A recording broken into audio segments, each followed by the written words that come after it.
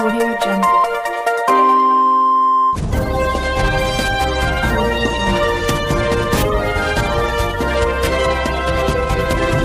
आप देख रहे हैं लोकल टीवी न्यूज 24x7, सब पर नजर, सबकी खबर।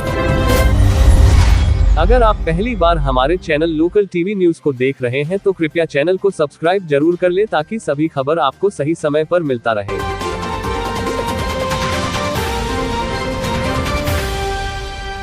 चलिए नजर डालते हैं आज के कुछ खास खबरों पर। शहीद दिवस के अवसर पर पीस सेंटर परिधि ने भगत सिंह की मूर्ति पर किया माल्यार्पण व नवचेतना गीत के कार्यक्रम। भागलपुर पीस सेंटर परिधि द्वारा भगत सिंह चौक घंटाघर पर शहीद दिवस के अवसर पर श्रद्धांजलि सभा का आयोजन किया गया। इस अवसर पर अपनी बात रखते हुए संस्कृति कर्मी ललन ने कहा कि भगत सिंह ने बहुत ही कम उम्र में उनका देश कैसा हो इसके बारे में सोच लिया था। वह बार बार देशवासियों को आगाह कर रहे थे कि उन्हें सिर्फ गोरे अंग्रेजों को ही नहीं बल्कि काले अंग्रेजों को भी भगाना है। पीस सेंटर परिधि के संयोजक राहुल ने कहा कि भगत सिंह ने कहा था कि कोई भी व्यवस्था समाप्त हो सकती है परंतु विचार जिंदा रहते हैं, इसलिए विचारों का जिंदा रहना जरूरी है। वे देश में व्याप्त सांप्रदायिकता से बहुत चिंतित थे, इसलिए वे धर्म को सार्वजनिक सामाजिक आधार से परे रखना चाहते थे। धर्म के नाम पर देश में होने वाले बिखराव से हुए अत्यधिक दुखी थे। उन्होंने अपने विचारों से पूरे देश के नौजवानों, किसानों, श्रमिकों और विद्यार्थियों को प्रभावित किया।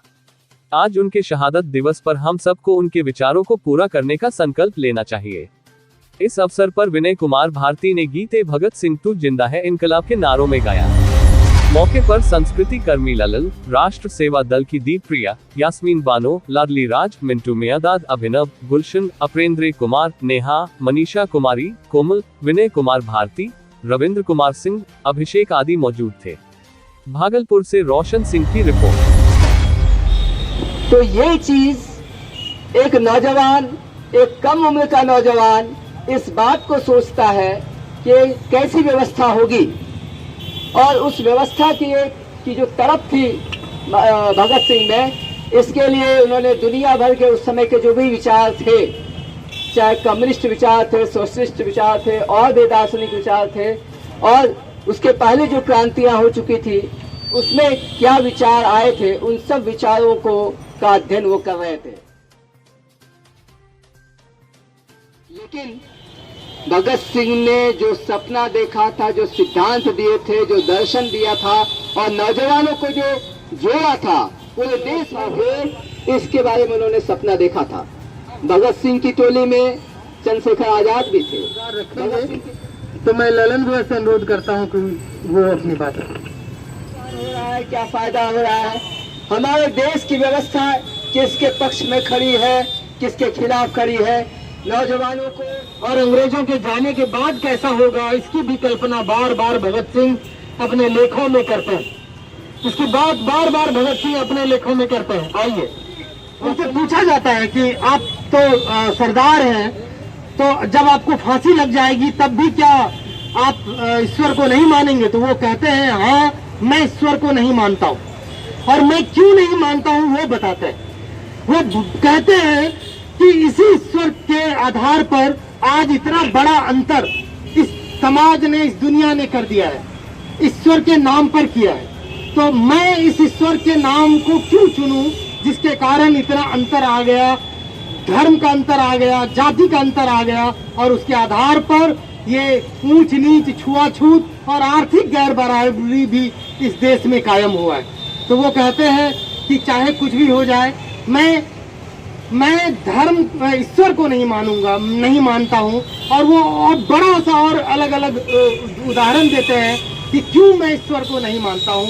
और आगे वो कहते हैं युवाओं को, नौजवानों को, कि आप किसी भी धर्म के हो, लेकिन ये धर्म के आधार पर जो एकता या धर्म के आधार पर जो विभेद पैदा करने की कोशिश है, इससे बचो, नहीं तो यह देश बर्बाद हो जाएगा। और दुर्भाग्य देखिए हमारा कि 23 मार्च को उनको फांसी दी गई, और 24-25 तारीख देश के कई हिस्से में दंगे शुरू हो गए हिंदू और मुसलमानों के बीच। ये दुर्भाग्य है इस देश का कि एक क्रांतिकारी व्यक्ति को फांसी दी जाती है जो जीवन भर ये कहता है कि इस धर्म को खत्म करो, इस धर्म के कारण जो विभेद है उसको खत्म करो, धर्म को अपने तक रखो, धर्म को सार्वजनिक मत करो, मत दिखाओ, लेकिन उनकी फांसी के बाद हिंदू और मुस्लिम दंगे हो जाते हैं। और एक और क्रांतिकारी हमारे जो नेता थे, जो उस समय के मीडिया कर्मी थे, उनकी हत्या हो जाती है 25 मार्च को। आप जानते हैं वो दंगा शांत कराने में गए थे और उनकी हत्या हो जाती है। तो ये हमारे देश का एक दुर्भाग्य। हम लोग शहीदों को नमन करते हैं, खास तौर पे शहीद भगत सिंह, शहीद आजम भगत सिंह। शहीद आजम माने बड़ा शहीद, मतलब इन्होंने कुर्बानी का जज्बा लोगों ने पैदा किया। ये इन्होंने लीडिंग पार्ट पैदा किया देश के लिए, देश को गुलामी से छुड़ाने के लिए, उसे आजाद कराने के लिए। हम किस हद तक जा सकते हैं इस यहाँ के कि हम खुशी खुशी फांसी के फंदे पर चल करके मौत को गले लगाएं। इतना बड़ा जज्बा, इसलिए इन्होंने बड़ा आजम माने बड़ा होता है, इसलिए शहीद आजम ये कहलाए। और इन्होंने अपने पीछे नौजवानों में ये जज्बा पैदा किया।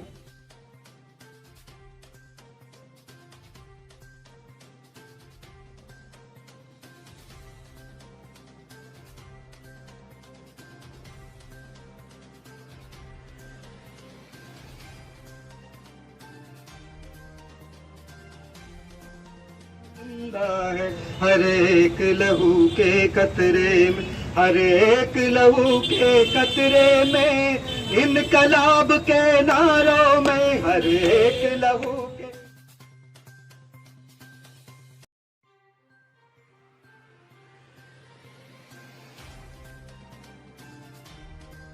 सिंह तू जिंदा है हर एक लहू के कतरे में, है भगत सिंह तू जिंदा है हर एक लहू के कतरे में।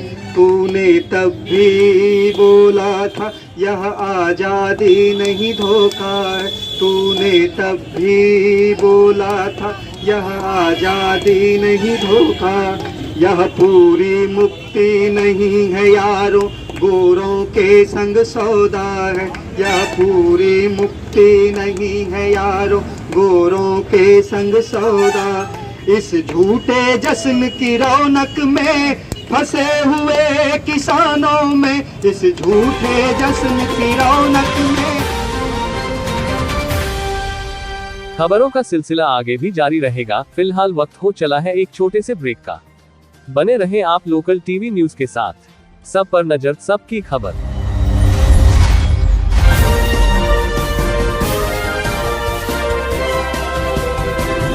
आप देख रहे हैं लोकल टीवी न्यूज 24x7। सब पर नजर, सबकी खबर।